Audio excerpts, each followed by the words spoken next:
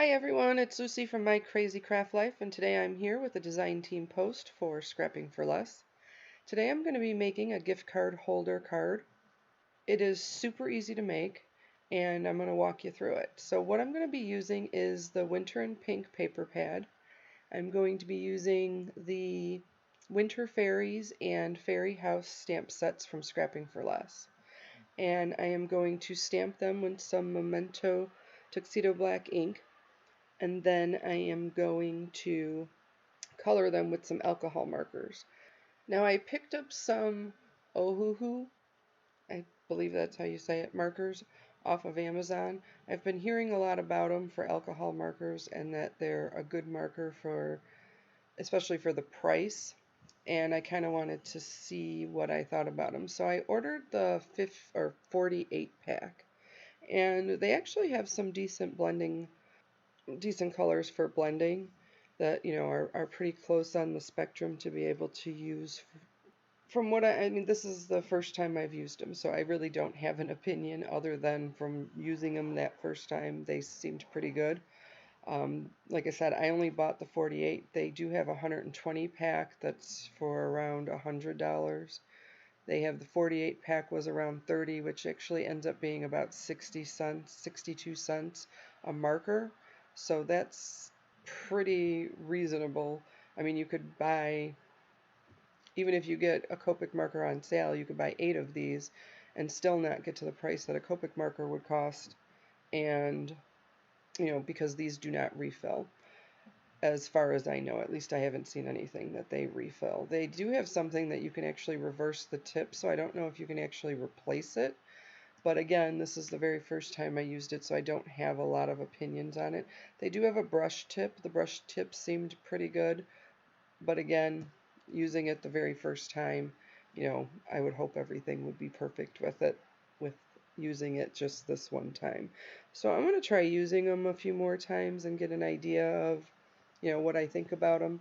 But like I said, at this point, I like the color blends. Like I said, they're definitely missing a lot with the 48 pack, but considering it's only the 48 markers, there's quite a few. And there's actually some good flesh tones in there, which is I was kind of surprised about, because a lot of times when you buy marker packs like this, that's the colors that are missing out of there, are flesh tones and stuff. But this one actually has some pretty good ones. The grays, the warm grays are definitely lacking in there. Grays all around, but definitely the warm grays. The cool grays, you do have a little better, or at least a color blend that you can use. So, like I said, I'm going to try these out for a while, see what I think, but this first use, they seemed pretty good. And with only having the 48 markers, I think I got some pretty decent colors on there. The other thing that it is definitely lacking in this pack, and I don't know how the 120 pack is, or I believe they have a 72 pack as well, but they definitely don't have a lot of light, very, very light colors. But like I said, other than that, considering that it was 29 bucks for 48 markers that have a brush tip, and at least at this point they've colored pretty well, I would say right now that's a pretty good price, 62 cents a marker. But like I said, we'll see in a little bit how I still feel about it, or how the tips, I notice the tips on sometimes on the cheaper markers don't always last as well as like Copic marker tips do. So I'm not going to leave all of this coloring in here. I want to kind of get to the card to make sure that we can kind of go over that and make sure, you have all of that, even though this is super simple. So I cut up the images out with my scan and cut, and then I just traced it over, or not traced it, but I outlined it with just a black marker. That helps to correct any imperfections from the cutting, so that you really can't see it, or if there's any white outline or anything like that. Then I took some Spectrum Noir sparkle pen and put it on the wings and part of the dress and the hat. And then I used the Wink of Stella pen for the little star to give her like a silver wand, a star wand, because I think the Wink of Stella is a little bit more silvery than, whereas the Spectrum Noir clear one is actually more clear. Then I used a Marvy Snow pen, And so what you do is you use this, and then you use your heat gun to make it bubble up and make it puffy so that it's like puffy snow.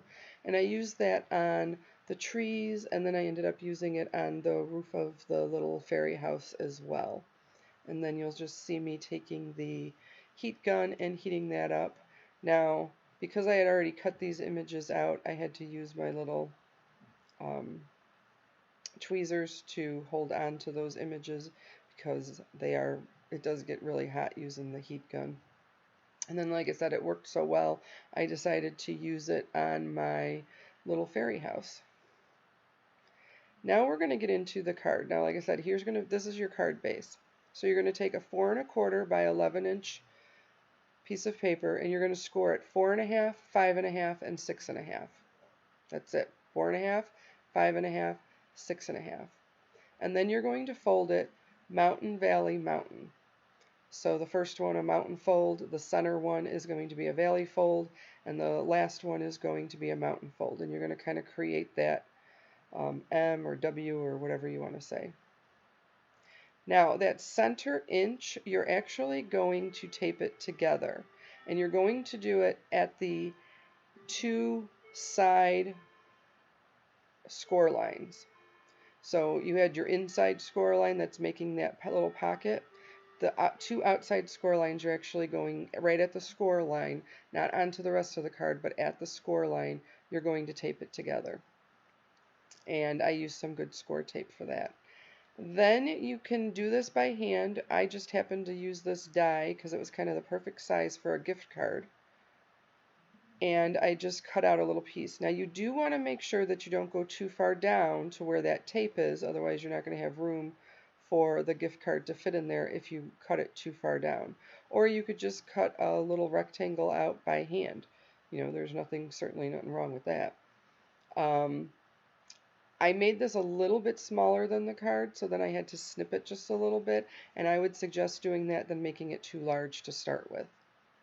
And then once you get the opening in there, and don't make fun of my hotel key instead of a gift card. I looked everywhere in my house for a gift card. I could not find a single one. I guess we haven't been out pretty much since March, so we don't have anything sitting around the house. But it fits perfectly in there, same size as a gift card. So then I cut out some pattern papers to put on the front and on the inside, and the card base ends up measuring 4 inches by 4 1/4. So you do want to make sure, or I'm sorry, 4 1/4 by 4.5 inches. And then the paper that you're putting in there is 4 inches by 4 1/4.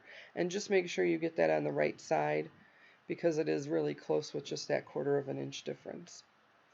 I end up stamping the sentiment. I was going to put the fairy on the inside, and then I stamped the sentiment in the center, and she didn't fit.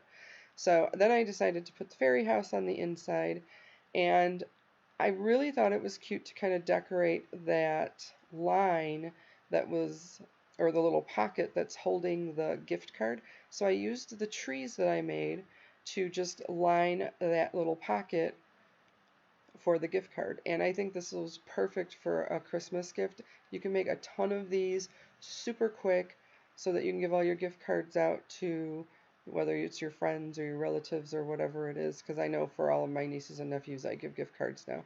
I don't bother trying to buy them something because they're too old and they're going to buy their own stuff.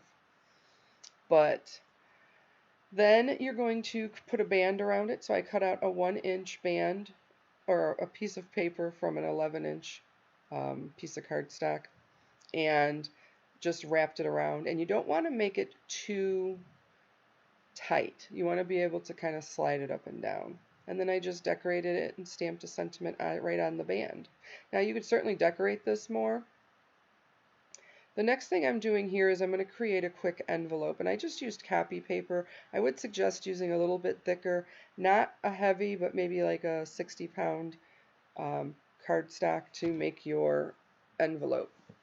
And for square cards or almost square cards, this works really well. You're going to measure it diagonally. This one measured a little bit over 6 inches. And then you're going to cut a square out that's about 1 inch larger than the card. So this is about 7 1/4 inches. Then you're going to put a little tag or a little notch right in the center of each area, and then just notch that out. Now I have a little punch that punches that out, or you can just cut out a little triangle right there. And then I am just scoring a line, and I just think this makes it a little cleaner and a little neater. You could just fold the card over itself, fold the paper over the card to create the envelope, but I just think the score lines make it a little bit neater. And then you just kind of fold everything in, kind of fold it up like an envelope. I used an eighth of an inch score tape to tape down the bottom, and I did all sides for that.